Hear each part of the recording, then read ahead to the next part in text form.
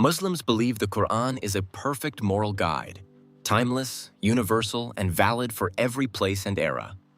But when you read it alongside classical tafsir, a tension appears. Some rulings don't feel universal. They feel tied to a specific historical world. So here's the question. If the Qur'an is truly timeless, why do some rulings look like they belong to the moral system of the savage 7th century? In this video, we'll go through 4 examples directly from the Qur'an, supported by early scholars, and unpack what they mean. Let's begin with slavery and concubinage. The Qur'an repeatedly mentions those whom your right hands possess. In Surah Al-Mu'minun, and those who guard their private parts, except from their wives or those whom their right hands possess, for indeed they are not to be blamed. 23:5-6. And in Surah An-Nisa, and forbidden to you are married women except those whom your right hands possess.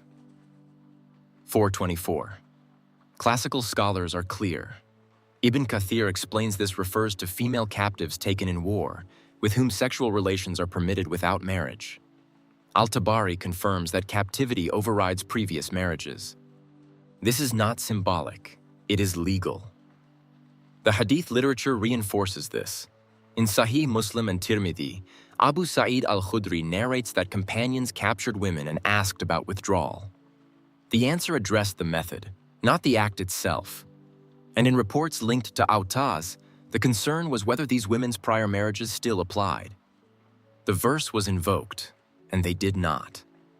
So sex with concubines was not zina, one of the major sins punishable by death via stoning.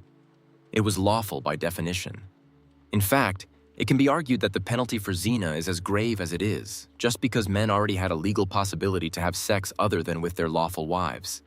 Not to mention that a Muslim is legally permitted to also have not just 1, but up to 4 wives. The usual defense is that Islam regulated slavery and encouraged its gradual disappearance. But this system did not disappear. The Ottoman Empire maintained slavery and concubinage for centuries within Islamic law. So this was not theoretical, it was practiced and normalized. Yet the Qur'an never explicitly abolishes it. Today, slavery is universally rejected. So the question becomes, if the Qur'an is universal, why does it preserve a system now considered fundamentally unjust? Now apostasy. The Qur'an acknowledges belief and disbelief, but does not assign a worldly punishment. One of the ayahs most cited by Muslims in the context of free acceptance of Islam is contained in Surah Al-Baqarah and reads, "There shall be no compulsion in religion," Ish 256. This suggests belief should be voluntary, but classical Islamic law takes a different position. All 4 Sunni schools ruled that apostasy, leaving Islam, is punishable by death after a chance to repent. Al-Qurtubi describes this as consensus. Now consider a typical case. A person is born into Islam, inherits the faith, and later begins to question it. Quietly, they change their belief. No rebellion, no violence, just belief. Under classical law, that is enough, and the punishment is death. Now step back. Freedom of conscience, the right to believe, doubt, and change one's mind is widely seen today as a universal value. But it emerged through history. In Europe, centuries of religious wars showed that forcing belief leads to violence and hypocrisy, not truth. This led to modern principles, including the Universal Declaration of Human Rights, which affirms the right to change religion. And in practice, the tension is visible. In some societies, people continue to identify outwardly as Muslim while privately doubting or disbelieving, not out of conviction, but because the cost of honesty is too high. Social pressure, family consequences, legal risks. So belief becomes external compliance. The apologetic argument is that apostasy laws addressed political betrayal, but classical jurists did not consistently limit it that way. They treated it as belief itself. So the question becomes, if belief cannot be freely abandoned, can it truly be freely held? Now consider theft. In Surah Al-Ma'idah, as for the thief, male and female, cut off their hands as a recompense for what they committed, a deterrent from Allah, 538. Classical scholars like Ibn Kathir interpret this as literal amputation, with strict conditions. Supporters argue harsh punishment deters crime, but this logic has limits. Severe penalties do not always eliminate crime. Social conditions, poverty, instability still drive it. And there is the risk of error. Even with strict rules, systems relying on testimony and judgment can make mistakes. This is especially true for developing Muslim countries like Pakistan, Somalia, and Afghanistan, or in rural regions that do not have modern surveillance systems that can serve as objective evidence of a crime. And even if we put modern technology aside, people can always conspire against someone out of spite or vengeance.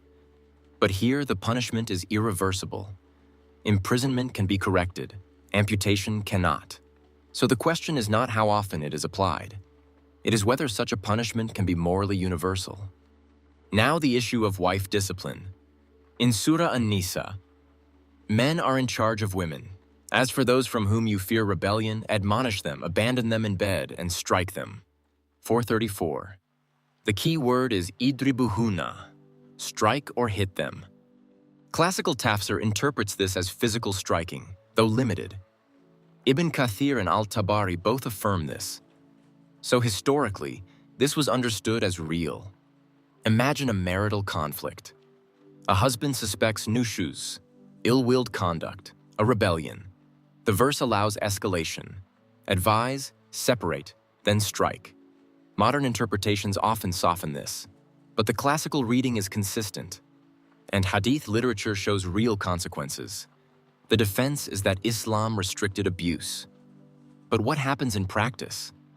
In Sahih al-Bukhari, Aisha describes a woman with visible marks and says, "I have not seen any woman suffering as much as the believing women.